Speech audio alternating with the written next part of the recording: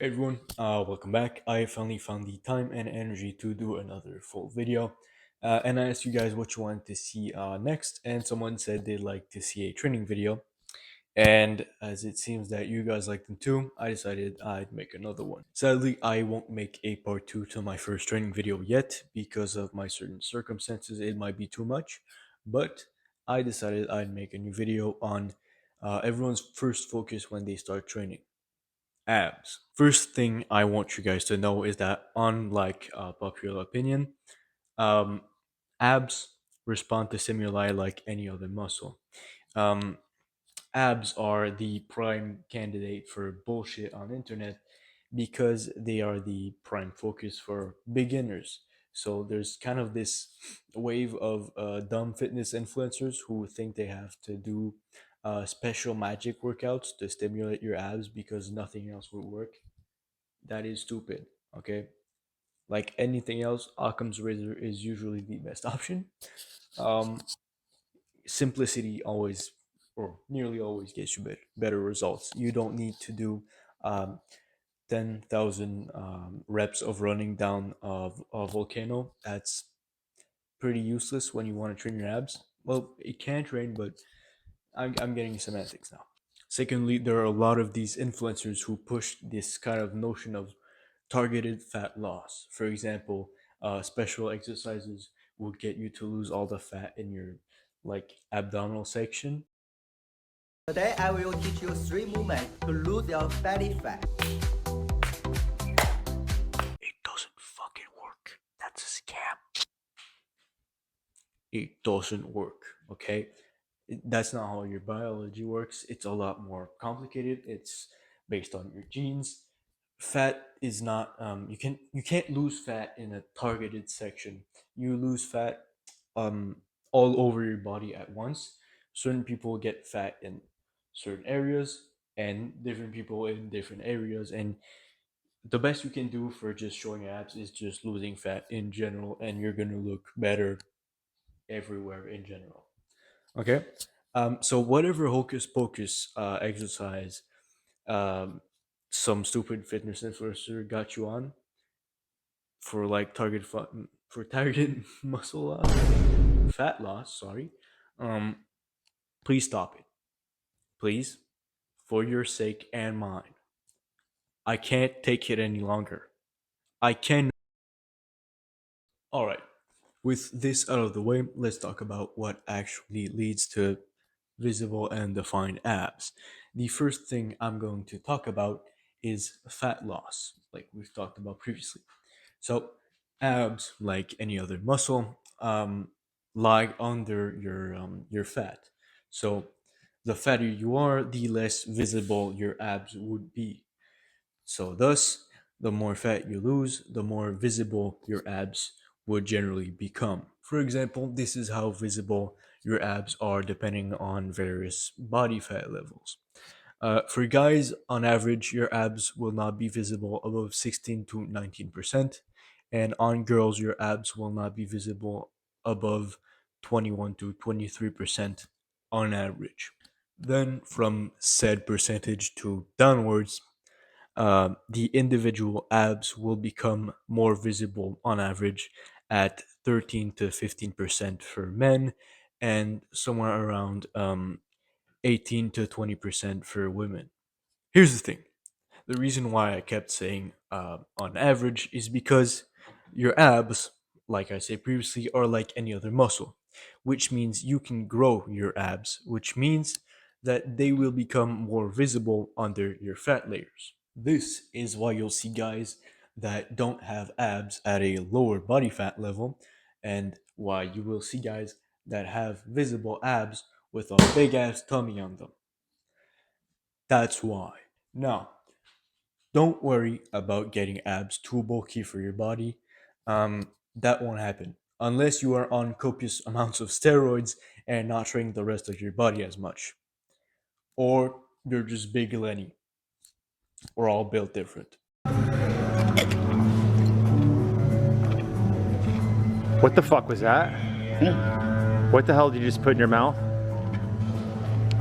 Nothing. Is that a raw egg? And yes, most fitness influencers are on steroids or other substances, but they don't tell you so that they can sell you some worthless protein powder and give you some stupid training advice without letting you know that to get their size, you need to mostly shove a lot of needles in your. And I am serious. There's a lot of natty lifters out there that claim to be, like I said, natural, but on so much gear they have heart attacks. So yeah, don't worry about getting muscles that are too big, because that only happens to people with elite genetics that focus a lot on getting as big muscles as possible and or are on gear. Now, initially, while writing the script for this video, I thought of letting you guys know how to lose weight and the different methods and all that, but I'm pretty sure I would have lost you guys along the way more than I've lost a lot of you right now. Because yeah, it's a lot for one video, and I'm trying to not edit too much because even if it's kind of shadow banning my channel, I don't want to ruin your guys' attention span. I couldn't I couldn't do that and live with myself. So yeah, I'm not gonna talk about how to lose muscle. Sorry, how to lose weight. Um, but if it's something that actually interests you guys, I might do a video on that, like specific subject later on. You just have to let me know. But I will give you three exercises that are mostly focused on hypertrophy for the for your abs, and just general to make them pop out more. The first exercise I want to talk about is the leg raises. I feel like this exercise is pretty overlooked because to some it might seem like it doesn't target the abs as much. Sorry, um, but that's completely wrong. At least it doesn't target most of them, but it's really good at doing its job pretty specifically. If you're not doing it, you're you're sleeping on a lot of potential gains. The thing that makes this exercise so great is that it's really good at targeting your lower abs. Now, this will make your whole abdominal section look a lot more stable and just well defined overall. And not only does it just help visually, it also improves your posture and just your core strength, which you need every day. All in all, it's a great exercise. I recommend you looking up, the best way to do it. What are some beginner variants that can help you start doing that exercise? What are some variants that can help you put on, more effort in the long term? Sorry, I mean like increase in terms of difficulty. Yeah. The reason I'm not, dumping you all that info right now is because this video is probably starting to be a bit long for your attention span right now. And I really want you guys to do your own research because it's a skill that we're sadly losing nowadays with the rise of artificial intelligence and people just starting to trust YouTubers way too much or just general influencers. The second exercise I want to talk about is the ab crunch. I was debating doing this one or the bicycle crunch, but because the bicycle crunches target a wider group of muscles, but I'm going to talk about that group later on. So I just want to focus on the ab crunch right now because it's a lot more specific in the area of training, I guess. Um, the muscle it targets. Sorry. The ab crunches are the quintessential cornerstone of ab training. You've all done crunches, whether you wanted or not. If you try to do sit ups and only your upper back and shoulders got off the ground, you're doing crunches. These feel a lot more natural as a movement because they follow the natural contraction line of your rectus abdominis, abdomini, however it's pronounced in this specific context. Because I'm not sure, I'm a French Canadian, so I don't really know the pronunciation right now.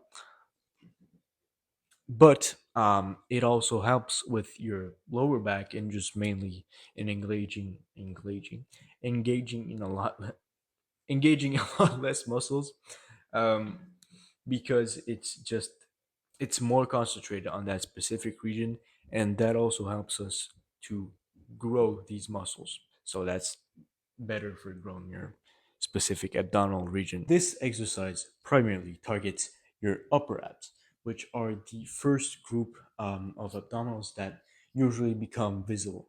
So this exercise is going to effectively give you your first results, while the other ones are going to work in the background as a sort of expansion later, upgrade, like we could say. Now, for the third exercise, you're going to be able to pick the one of your choice out of the three following exercises I'm going to present you: the Palov press, the dead bug, and the plank variations specifically for your obliques. Yes, these are exercises specifically to train your obliques. And yes, obliques can make your waist, sorry, too blocky if they grow too much.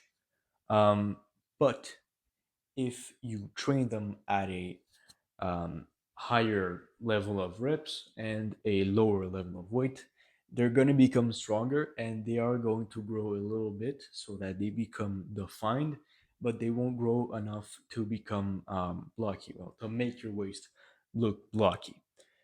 Unless you already have a naturally blocky waist, but that's not your obliques fault. That's your fault. No, I'm kidding. Don't blame yourself on your genetics, okay? Um, everybody has different genetics. Now I hear you. You're saying, Gab, why the fuck are we talking about obliques? We're supposed to talk about how they get defined abs. And to that I say, shut you. I'm fucking with you. Basically, your obliques are going to make your abs more defined. Um, abs and obliques are just basically crisscrossed like that. I'm fuck with you. That's not true. It's gonna be like that a bit, looking like that. So your obliques are kind of bordering on your abs, which means that the more defined your obliques are, the more defined the border between your abs and obliques are, which just makes your whole section more defined. It's easier to see where the abs begin and end when you have a clear boundary between these two. So it just helps in general make your whole area more defined. And if you train your obliques so that they can also be strong in a certain way, it just helps your whole core, which helps your posture and all that. I've already talked about that before. And why did I suggest three exercises, you might say? And to that, I say again, just kidding, I'm not going to swear anymore. I say that's because, like I said previously, I want you guys to do your own research. Because in a lot of cases regarding every different exercises, there's a lot of exercise that we can get recommended and a lot of stuff like that, but sometimes we need to try out different exercises to see what fits best. What do you feel like works the best for you? There's so many different things and different variations to look at to see how you can progress. You kind of miss out if you don't start researching for yourself and always listen to others on the internet. Of course, I am the only trustable source on internet because I am a big giant genius. I am the very smartest. um but yes, when it comes to others that are nothing compared to me, you probably shouldn't listen to them all the time. um but yeah, please do your own research. I am a dumbass sometimes, often, but you should do your own research to make sure, not but sorry, because of that and other people being dumbasses too, you should make your own research. You should um search your topics, make sure you get factual information and all that.